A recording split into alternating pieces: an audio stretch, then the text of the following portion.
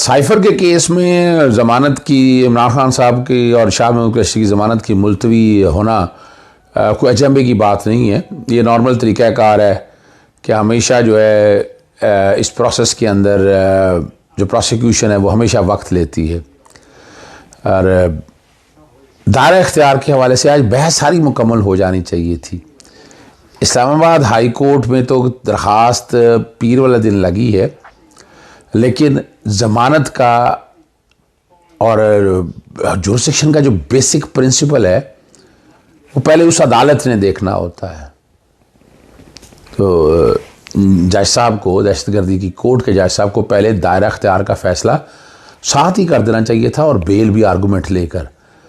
पीर को Islamabad high court के फ़ैसले के बाद बहरहाल इमरान खान साहब के वकला ने बहस कंप्लीट कर दी है और 5-4 नुक्ते बड़े अहम हैं। एक तो जो नई तरामीम है इसका इतलाक़ माजी से नहीं होना और ऑफिशियल सीक्रेट एक्ट की खिलाफ वर्जी नहीं हुई, क्योंकि साइफर तो कोई लीक, साइफर तो अपनी जगह पर मौजूद पड़ा है। फिर जो शिकायत कुनंदा है या जिसने इस्तगासा दायर किया है या जिसने पर्चा दिया है वो तो रिटायर्ड हो चुके हैं। वो तो वफाकी हुकूमत जो मुतलका आपकी वजारत है वो होनी चाहिए थी। और ये इसका एक ख़तरनाक पहलू ये भी आता है, देखिए ऑफिशियल सीक्रेट एक्ट जो है जब उसकी खिलाफ वर्जी होगी और उसके बाद जो पब्लिकेशंस चल रही है, बहुत से लोगों ने कहा कि मेरे पास भी है, फिर शेयरिंग भी हुई है, तो इसके फिर छींटे जो है ना वो बड़ी दूर तक जाएंगे। अब ये तय करना है, उस अदालत को तय करना है पहले और अदालत के ऊपर ये पहली जिम्मेदारी। दिलावर के तोशाखाना के केस में यही होता रहा कि मुतलका कोर्ट जो है वो जुरिस्डिक्शन डिसाइड नहीं, लेकिन वो स्टेज थी ट्रायल की, ये ज़मानत की स्टेज है। ज़मानत की स्टेज के ऊपर प्रामा फिशाई जो केस है आपने वो सारा बेसिक देखना है। इमरान खान साहब ने कहीं जाना नहीं, पाकिस्तान के अंदर मौजूद है। इन्वेस्टिगेशन जो 17-18 माह में मुकम्मल नहीं हो सकी, अब कौन सी इन्वेस्टिगेशन और कंप्लीट करनी है।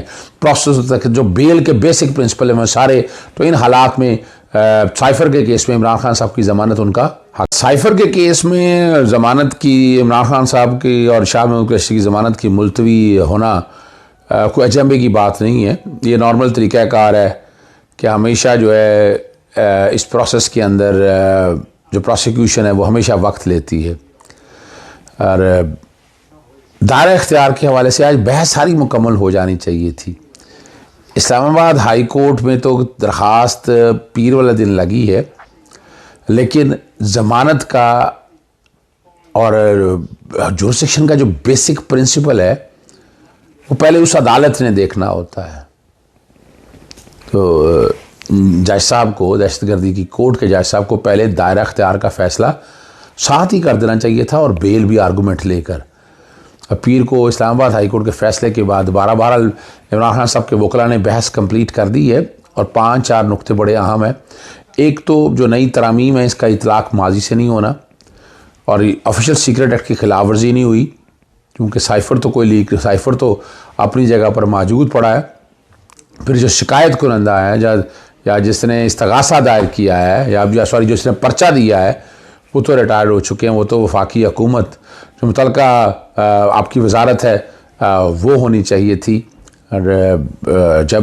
और ये इसका एक ख़तरनाक पहलू ये भी आता है, देखिए ऑफिशियल सीक्रेट एक्ट जो है जब उसकी खिलाफ वर्जी होगी और उसके बाद जो पब्लिकेशंस चल रही है, बहुत से लोगों ने कहा कि मेरे पास भी है, फिर शेयरिंग भी हुई है, तो इसके फिर छींटे जो है ना वो बड़ी दूर तक जाएंगे।